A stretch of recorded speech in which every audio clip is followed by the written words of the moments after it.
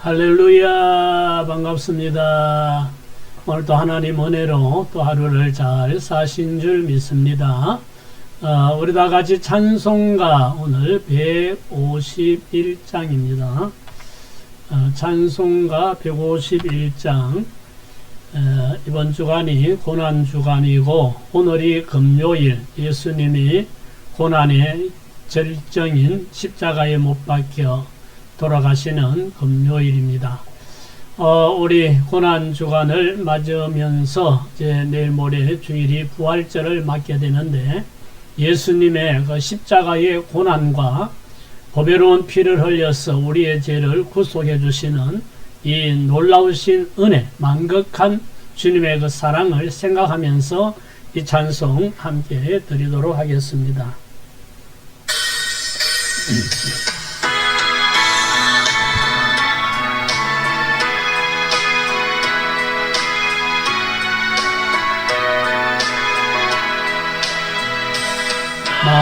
만왕의 왕의 주께서 내 고초 당했나,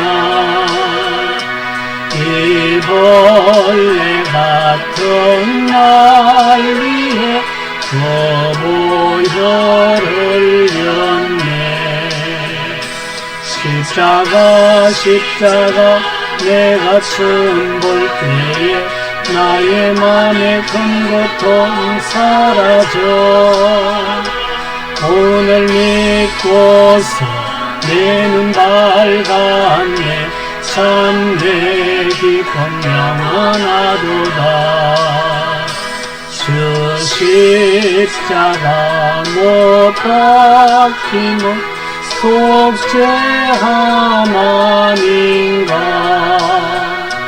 더 긍휼함과 고난에 말할 수 없도다. 십자가 내가 처음 볼 때에 나의 맘의 큰 고통 사라져. 오늘 믿고서 내 눈 밝았네.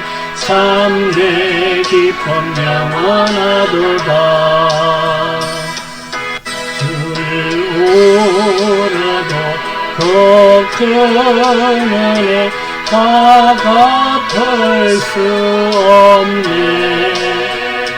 나 주님께 몸 바쳐서 주의 일 소리. 십자가 내가 처음 볼 때에 나의 맘의 큰 고통 사라져. 오늘 믿고서 함께 참 내 기쁨 영원하도다. 아멘. 기도드리겠습니다. 할렐루야. 좋으신 하나님 아버지, 은혜와 사랑을 감사합니다. 멸망받을 수밖에 없는 죄인인 저희들을 구원하시려고 독생자 예수 그리스도를 이 땅에 보내주셔서 온갖 고난을 다 당하고 마지막 십자가에 못 박혀서 물 한 방울 피 한 방울 남김없이 다 쏟아부으시고 다 이루었다 하시며 우리의 죄를 담당해 주신 놀라우신 은혜와 사랑을 감사드립니다. 한 주간 동안 또 우리 주님의 십자가와 고난을 생각하면서 하나님께서 우리를 위하여 베풀어 주신 놀라운 은혜를 생각하면서 한 주간을 잘 보내게 해주셔서 감사합니다. 오늘 예수님께서 십자가에 달리는 이 고통스러운 이런 날을 우리가 기억하면서 오늘도 하나님 말씀을 함께 나누기 원합니다. 성령 하나님, 이 시간도 우리 가운데 함께 하시고 큰 은혜와 감동으로 역사하여 주옵소서. 이 한 시간을 주님께 맡깁니다. 홀로 영광 받아 주옵소서. 예수님 이름으로 기도드립니다. 아멘. 아멘. 할렐루야.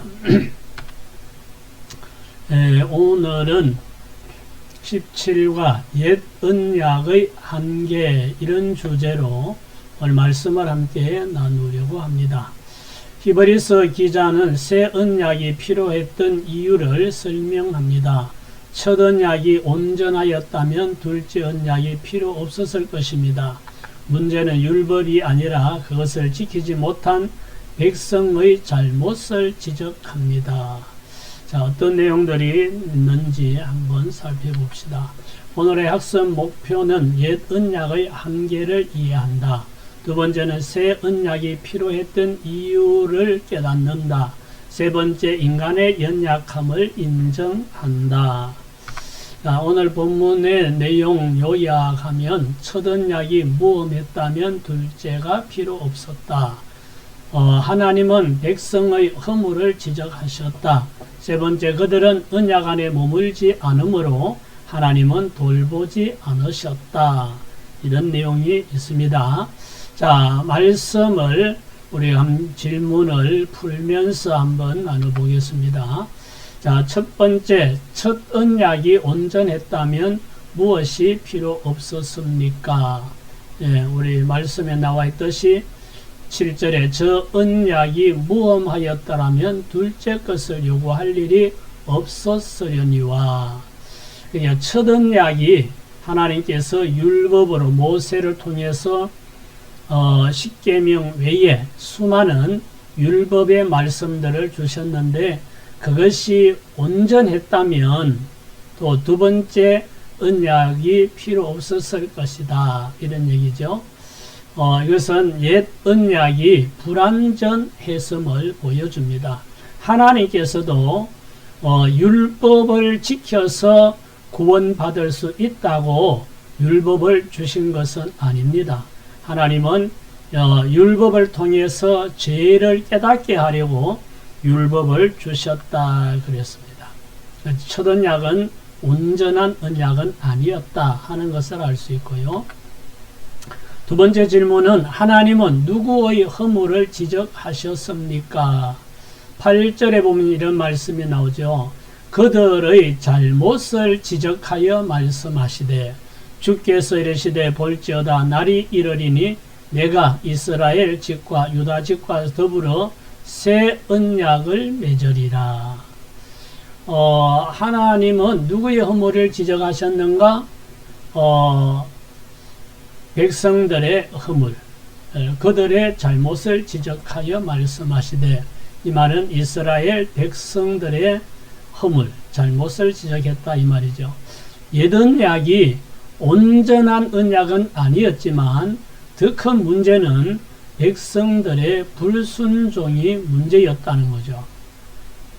앞서도 말씀드렸듯이 하나님께서도 이 율법이 온전한 언약은 아니다는 것, 그리고 백성들이 율법을 지켜서 구원받는다고 하나님은 생각하지 않으셨습니다. 근데 하나님은 율법을 주시고 백성들이 순종하는 것을 보기 원하셨습니다. 이 율법을 어디까지 순종하며 지키려고 하는지를 하나님은 보기를 원하셨던 거죠. 그러나 이스라엘 백성들은 하나님의 언약을 지키지 못하고 불순종했기 때문에 하나님은 그들의 허물을 지적하셨다 그랬습니다. 자, 다음 문제를 보십시다. 옛 언약은 언제 맺은 것입니까? 자, 8장 9절에 또 주께서 이르시되 이 언약은 내가 그들의 열조의 손을 잡고 애굽 땅에서 인도하여 내던 날에 그들과 맺은 언약과 같지 아니하도다. 그들은 옛 언약 안에 머물러 있지 아니하므로 내가 그들을 돌보지 아니하였노라. 옛 언약은 언제 맺은 것인가? 옛 언약은 하나님이 그들의 손을 잡고 애굽에서 인도하여 내던 날에 세운 언약이라. 그래서 출애굽 언약, 모세를 통해서 하나님께서 이스라엘 백성들에게 말씀하신 언약이죠. 자, 그 출애굽기 24장 3절에 보면 이런 말씀이 있죠. 앞뒤 문맥을 더 많이 봐야 되는데 지면상 이 두 구절만 불러왔는데요. 모세가 와서 여호와의 모든 말씀과 그의 모든 율례를 백성에게 전하매 그들이 한 소리로 응답하여 이르되 여호와께서 말씀하신 모든 것을 우리가 준행하리다 그러죠. 하나님께서 모세를 시내산으로 불러서 하나님께서 대표적으로 십계명과 모든 율법을 말씀해 주셨습니다. 그리고 이것을 가서 백성들에게 말하라, 선포하라 하셨는데 백성들 앞에 와서 하나님께 들은 모든 율례와 법도를 말하니까 백성들이 뭐라 그래요? 여호와께서 말씀하신 모든 것을 우리가 준행하리다. 우리가 지키고 살겠습니다. 라고 했죠. 6절에도 보면 모세가 피를 가지고 반은 여러 양푼에 담고 반은 제단에 뿌리고 언약서를 가져다가 백성에게 낭독하여 듣게 하니 그들이 이르되 여호와의 모든 말씀을 우리가 준행하리다. 하나님의 말씀을 선포했고 백성들은 그것을 다 지키겠다고 약속했기 때문에 이제 하나님과 백성들 사이에 언약이 체결되었다 하는 뜻으로 짐승을 잡아서 피를 뿌리고 언약식을 체결한 거예요. 이렇게 해서 옛언약, 첫언약, 이스라엘 백성과 하나님 사이에 첫언약이 체결이 되었습니다. 자, 4번. 백성들은 언약에 대해 어떻게 행동했습니까?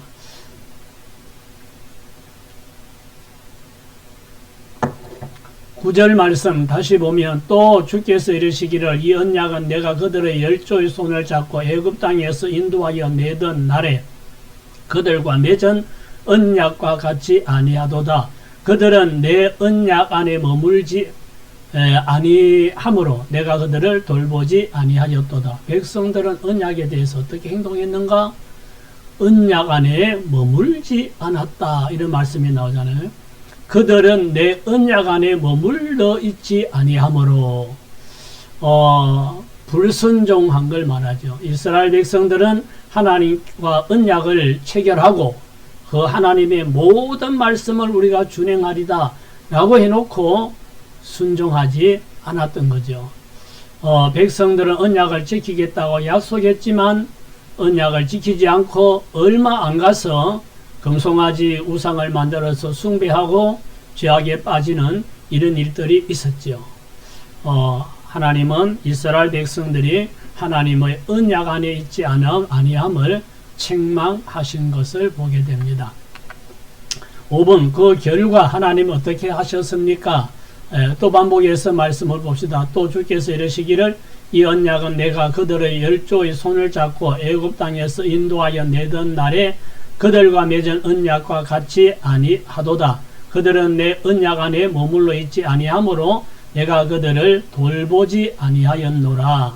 하나님께서 옛언약 이스라엘 백성들을 애굽에서 이끌어내던 날에 모세를 통해서 이스라엘 백성들에게 선포하고 이스라엘 백성들은 다 준행하겠다고 약속하고 피를 뿌리고 언약식을 체결했던 그 언약과 다른 새로운 언약을 주신다고 하시면서 하나님께서 하신 말씀이 내가 그들을 돌보지 아니하였노라 이런 말씀이 있죠. 그들은 내 언약 안에 머물러 있지 아니하므로 내가 그들을 돌보지 아니하였노라. 이 말씀은 심판적인 의미를 담고 있습니다. 하나님께서 이스라엘 백성들을 돌보지 아니하고 내버려 뒀다 이런 말씀이죠.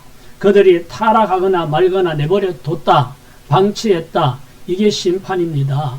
그러니까 우리가 분명히 잘못됐는데도 하나님 말씀에 불순종하고 믿음으로 살지 않고 잘못됐는데도 아무 일 없이 다 잘되고 있다 이래서 좋아한다면 이게 더 큰 문제입니다. 하나님께서 버려둔 거예요. 하나님께서 돌보지 않은 겁니다. 그러면 그냥 잘 되는 것 같이 보이지만 그게 언제까지 잘 되겠느냐 하는 거죠. 하나님은 이스라엘 백성들을 내버려 두었다. 돌보지 않았다 그랬습니다. 예레미야 22장 5절 말씀을 한번 보십시다. 그러나 너희가 이 말을 듣지 아니하면 내가 나를 두고 맹세하노니 이 집이 황폐하리라. 여호와의 말씀이니라. 너희가 이 말을 듣지 아니하면, 하나님의 말씀을 듣지 아니하면, 하나님 말씀에 불순종하면 하나님께서 이 집이 황폐하리라. 이 집이 우선 별일 없이 잘 된다고 내버려둬도, 하나님이 그냥 버려뒀는데, 돌보지 않았는데도 잘 된다고 좋아할 일이 아니라 이 말이죠. 결국은 황폐하게 된다. 언약을 지키면 너희는 하나님의 백성이 되고, 또 나는 너희의 하나님이 되고 너희는 제사장 나라가 될 것이다 라고 하나님께서 약속을 하셨어요. 그래서 이스라엘 백성들이 자기들이 부족해도 최선을 다해서 하나님과의 맺은 언약을 지키고 순종하고 살았으면 하나님께서 그들의 하나님이 되셔서 그들을 돌보시고, 또 그들이 세계 만방의 제사장 나라로 하나님이 세워주시고 그들은 하나님의 백성으로서 은혜와 복을 받고 살았을 텐데, 그들이 언약 안에 머물지 아니하고 자기 멋대로 살았기 때문에 하나님께서 버려두셔서 황폐하게 됐다, 이런 말씀이죠. 이 버려두는 것, 이것이 하나님의 무서운 징계가 되는 겁니다. 우리는 하나님 말씀이 지키기 쉽다 어렵다 이걸 따질 것이 아니라, 순종하면 복을 받고 불순종하면 벌을 받는다는 것을 우리는 알아야 합니다. 그래서 하나님께서 우리에게 말씀을 주시고 은혜를 베풀어 주셨으면 우리는 하나님 말씀에 순종하는 겁니다. 그저 내가 할 수 있는 최선을 다하여 순종하고 하나님 사랑하고 섬기고 살면 하나님께서 나를 돌봐주시고 은혜 베풀어 주시고 복을 주시는 줄 믿습니다. 어쨌든 구약의 그 출애굽 언약, 옛 언약은 온전하지 못했기 때문에 하나님께서 새 언약으로 예수 그리스도를 보내주셨죠. 그래서 이번 주간이 고난 주간이고, 오늘이 예수님이 십자가에 못 박힌 날이고, 이제 장사 지내고 3일째가 되는 주일날 아침에 부활하셔서 오는 주일날은 우리는 예수님의 부활을 기념하며 감사 예배를 드립니다. 예수님이 부활하셔서 부활의 첫 열매가 되셨고 우리가 두 번째 열매가 될 것이라고 약속하셨기 때문에 우리는 이 약속의 말씀을 믿고 주님 사랑하고 섬기고 충성하는 삶을 살면 이 땅에 사는 동안에도 하나님이 돌봐주시고 은혜 베풀어 주시고 이 땅의 삶이 끝나는 날 영원한 하나님 나라에 우리가 들어가게, 부활 변화되어서 들어가게 되는 줄 믿습니다. 함께 나누기. 나는 말씀을 듣고도 순종하지 못하는 부분은 없는가? 말씀을 다 순종하기는 어렵습니다. 저도 부족하고 최선의 노력을 하는 거죠. 하나님의 말씀을 거역하지 않으려고 가능한 하나님 말씀대로 순종하고 살아보려고 노력합니다. 여러분도 다 순종하지 못하지만 최선을 다해서 순종하고 살려고 노력하시기 바랍니다. 두 번째, 신앙의 문제는 제도의 문제가 아니라 내 마음의 문제임을 인정하는가? 이게 중요한 나눔입니다. 신앙 문제는 제도의 문제가 아니라 내 마음의 문제라는 걸 인정하는가? 사람들은 탓하는 걸 잘하지요.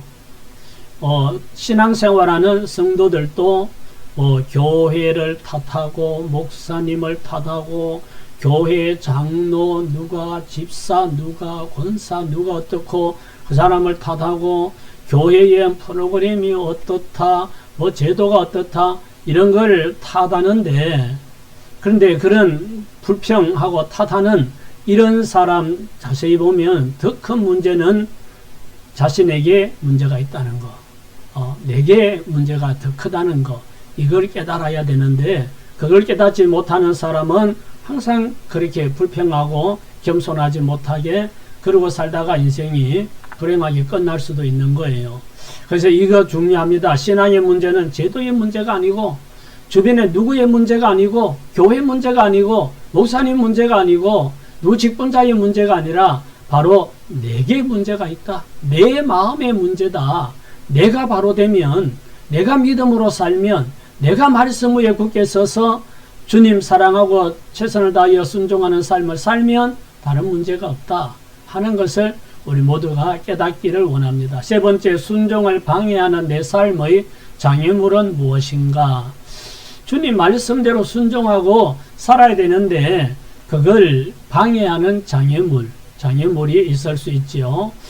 주일 교회 가서 예배를 드리고 지켜야 되는데 뭐 어떤 일들로 인해서 못 가고 기도해야 되는데 못 하고 또 뭐 하나님 앞에 뭐 11조를 드린다거나 뭐 또 절기가 됐으니까 감사헌금을 최선을 다해서 드려야 되는데 그것도 그냥 마음만 있고 못 하고 뭐 이런 것들이 있을 수 있죠. 전도해야 되는데 못 하고 사랑해야 되는데 못 하고 뭐 구제해야 되는데 머리로는 아는데 안 되고 뭐 이런 것들이 있을 수 있는데 그런 순종을 방해하는 내 삶의 장애물은 무엇인가?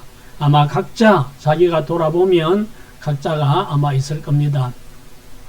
인간의 연약함이 가장 큰 문제가 아닐까 하는 것을 또 느껴보고 우리 스스로 무엇 때문에 문제인지 그것을 극복하고 하나님 말씀에 순종하고 주님을 더 사랑하는 삶을 사시기를 예수님 이름으로 축원합니다. 오늘은 옛 언약의 한계라는 주제로 은혜를 나누었습니다. 무엇도 탓하지 말고 옛 언약이 어떻고 뭐 제도가 어떻고 사람이 어떻고 이런 거 탓하지 말고 내 마음의 문제다. 내가 바로 서면 된다. 이런 생각을 하고 최선을 다하여서 말씀에 순종하고 주님 사랑하고 섬기는 여러분 다 되시기를 예수님 이름으로 축복합니다. 아멘. 기도하겠습니다. 하나님 아버지 은혜를 감사합니다. 오늘 또 하나님 말씀을 함께 나누게 됨을 감사합니다. 이 말씀을 마음에 새기고 하나님 아버지 우리가 불평불만하며 다른 어떤 제도나 조직이나 사람을 탓하기 전에 자기 자신을 돌아보고 모든 문제는 내 마음에 있음을 깨닫고 하나님 최선을 다하여 말씀에 순종하고 하나님을 사랑하고 하나님 섬기는 믿음의 사람들 다 될 수 있도록 은혜 베풀어 주옵소서. 예수님 이름으로 기도드립니다. 아멘. 할렐루야. 수고하셨습니다. 평안한 저녁 되시고 부활절 날 우리 한 사람씩 손잡고 오셔서 하나님께 예배드리는 부활절 되시기를 축복합니다.